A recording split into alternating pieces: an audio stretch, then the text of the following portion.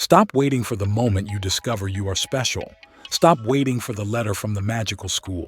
Stop waiting for the radioactive spider. Stop waiting to discover that you are the secret heir to a hidden throne. We have been poisoned by modern fiction. Every movie, every book, and almost every video game tells you the same lie, that you are the chosen one, that you have a latent, magical destiny that will activate when the world needs you most. This is why you are stuck. You are waiting for a talent to save you from the hard work. But there is one piece of media that tells the truth. It is a simulation that is currently taking over the world. Kingdom Come, Deliverance 2. Why is everyone obsessed with this? Because it insults you. In this world, you are not a hero. You are not a god. You are Henry, the son of a blacksmith. You are illiterate. You are weak. You are clumsy. When you pick up a sword, you hold it wrong. When you try to shoot a bow, the arrow cuts your own hand. When you try to read a book, the letters on the screen are literally scrambled because your character, like most people in history, does not know how to read. There is no hidden power waiting to unlock. If you want to read, you must buy a primer and sit in a chair for days, deciphering syllables. If you want to fight, you must get beaten in the mud until your muscles adapt. This is the ultimate metaphor for reality. You are not suffering because you lack talent. You are suffering because you refuse to accept the starting point of the peasant. If you are tired of the chosen one fantasy and want to understand the raw mechanics of human evolution, subscribe to the channel. We do not sell dreams here. We reverse engineer reality. Today, we are going to dissect the philosophy of the grind. We are going to prove, mathematically, why your talent is useless without the struggle, and why the smartest people in the room, the geniuses, are often the ones who fail the hardest. Let's talk about the most dangerous variable in your life, your natural potential. We tend to look at high performers, billionaires, athletes, grandmasters, and we say they are gifted. We use talent as an excuse to not compete. We say, I am not a math person, or I am not a natural salesperson. But let's look at the equation of human output. Most people think success equals talent plus effort. This is wrong. This is additive thinking. The reality, just like in Kingdom Come, Deliverance 2, is multiplicative. Success is talent times effort. Look at the math. You might be a genius. Let's say your talent level is a 10 out of 10. You are the software Mozart. Coding comes naturally to you. You see algorithms in your sleep, but because things are easy for you, you are lazy. You rely on your wits. You never study deep architecture. You never push through boredom. Your effort is a 1. 10 times 1 equals 10. Your total output is a 10. Now, look at the peasant. Look at Henry.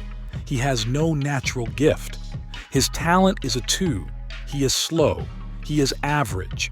But because he knows he is average, he is terrified of staying average. He possesses the panic of mediocrity. So he grinds. He works while you sleep.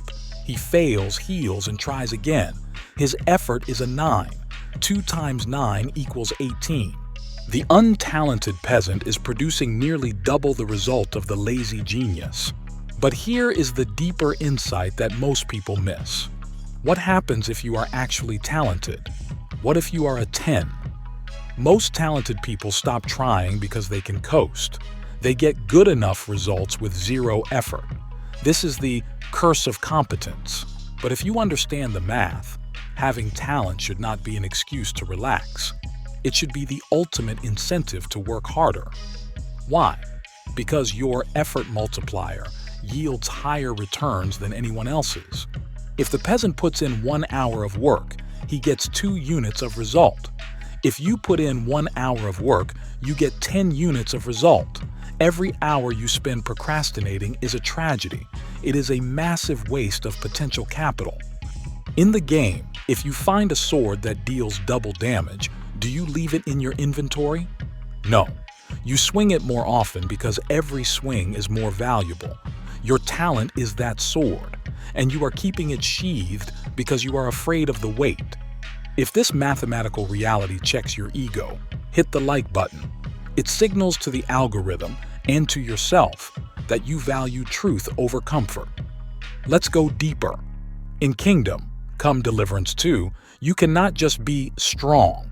You can have maximum strength, you can lift a horse, but if your agility is 0, you cannot hit anything.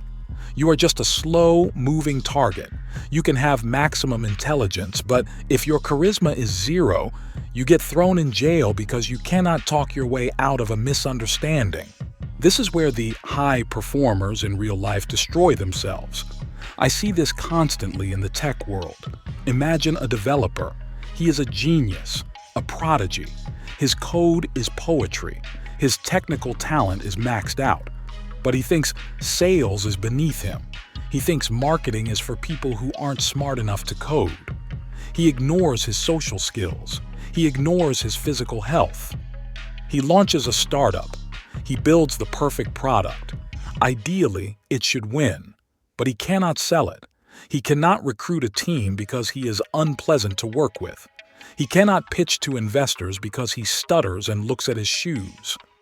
His strength, code, is an infinite. His charisma, sales, is a 0. And remember the rule of the bottleneck: the constraint dictates the flow. In the game, you are forced to level up skills you hate. You hate lockpicking? Too bad. If you don't learn it, you miss the best loot. In life, you have an obligation to develop your anti-talents. If you are a creative artist, your anti-talent is probably organization and structure. You must grind organization, not to become a professional organizer, but to create a stable platform for your art to stand on. If you are a cold, logical engineer, your anti-talent is empathy and storytelling. You must grind storytelling. Why? Because without it, your logic will never persuade anyone. You do not grind your weaknesses to fix them. You grind them to unlock your strengths. The genius coder learns sales not to become a salesman, but to ensure his code actually reaches the world. Why do people play Kingdom Come, Deliverance 2? Why do millions of people pay money to simulate being a dirty, tired peasant? Why do they enjoy a game where you have to manually eat, sleep, and bathe? Where you have to sharpen your sword blade by blade? Because deep down, the human spirit craves the process. We crave the resistance. In the modern world, everything is instant. You want food? Press a button. You want entertainment? Swipe a screen. You want a date? Swipe right. We have removed the friction, and in removing the friction, we have removed the dopamine.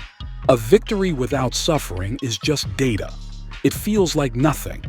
The reason you feel empty is not because life is too hard. It is because you are trying to skip the tutorial. You are trying to use cheat codes in a game designed for immersion.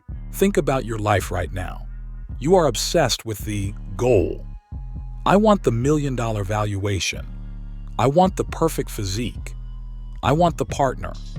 You are treating your life like a loading screen, something to wait through until you get to the good part. But the game is the struggle. The joy of the game is not standing in the castle wearing gold armor. The joy is the 50 hours you spent in the mud, getting beaten by bandits, slowly learning how to parry. The joy is in the transition from incompetence to competence. If I snapped my fingers and gave you everything you want right now, the money, the body, the status, you would be miserable within a month. Why? Because you wouldn't have the character to sustain it. You wouldn't know the weight of the sword. You must fall in love with the boredom of improvement. You must learn to love the gym when it hurts. You must learn to love the silence of deep work.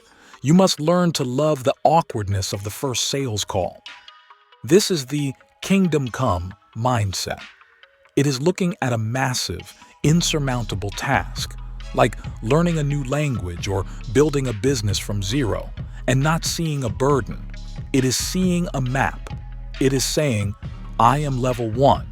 This is going to suck, and I am going to love every second of the climb.